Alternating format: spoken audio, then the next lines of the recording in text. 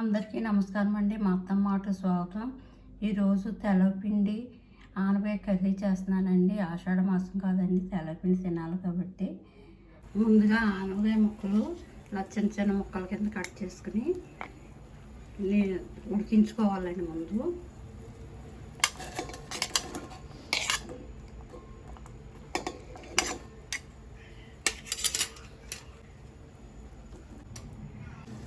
కొంచెం పసుపు వేసుకోవాలండి. ఇందులో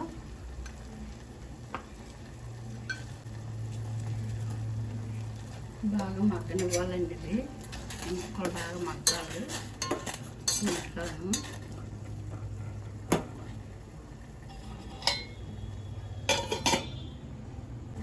ఉల్లిపాయ పచ్చిమిర్చి ముక్కలు వేసుకోవాలండి. ఉల్లిపాయ పచ్చిమిర్చి ముక్కలు వేసుకోవాలి.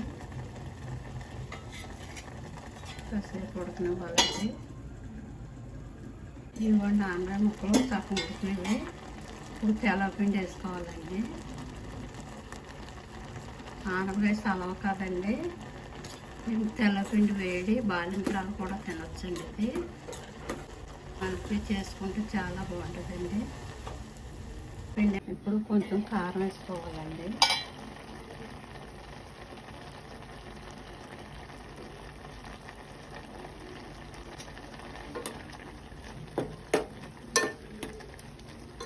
మూత పెట్టి కాసేపు మగ్గనివ్వాలి.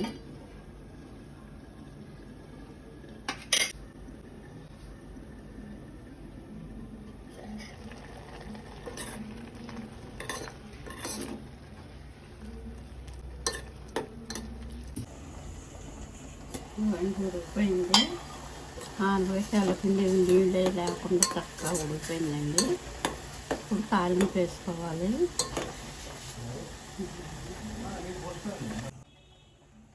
మినపప్పు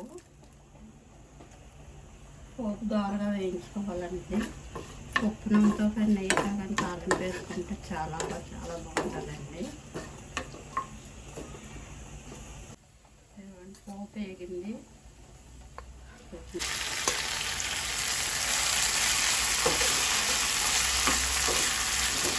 ఇదిగోండి తెల్లపిండి కర్రీ రెడీ అయిపోయింది.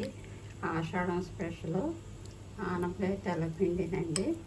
ఒకసారి ట్రై చేసి చూడండి. చాలా ఈజీగా చేసుకోవచ్చు. తక్కువ టైంలో